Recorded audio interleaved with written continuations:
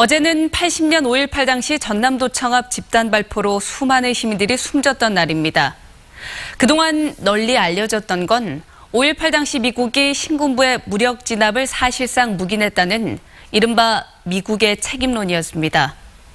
집단 발포 직후 중국 측의 움직임까지 살펴보면 당시 열강들에 의해 철저하게 고립됐던 광주의 상황이 더 분명하게 드러납니다. 김민정 기자입니다.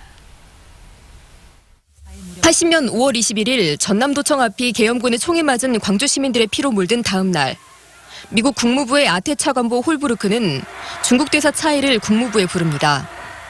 대화의 내용은 중국에게 북한이 신중하게 행동하도록 해달라는 미국 측의 요청이었습니다.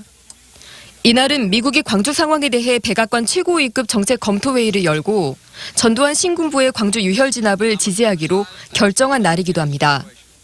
나흘 뒤인 5월 26일, 중국은 공산당 기관지인 인민일보 사설을 통해 미국이 한국 신군부가 시민을 억압하는 걸 방조했다면서도 미국이 광주 문제에 대해 평화적인 해결책을 찾도록 촉구했다며 비판 아닌 비판을 했습니다.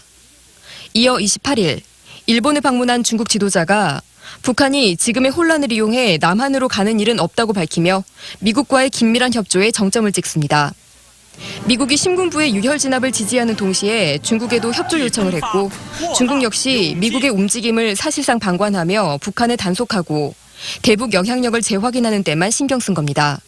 중국조차도 5.18 민중들의 항쟁에 대해서 굉장히 무관심했고 자기네들의 장기적 목적을 위해서 그 사태가 빨리 수습되기를 원했던 거죠.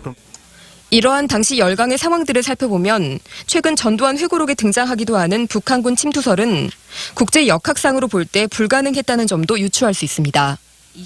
5.18에서 가장 비극적 장면 중 하나인 전남도청 앞 유혈 사태 뒤 안보와 질서만을 최우선으로 두고 긴밀히 협조한 열강들의 움직임 아래 광주는 국제적으로도 고립된 섬이었습니다.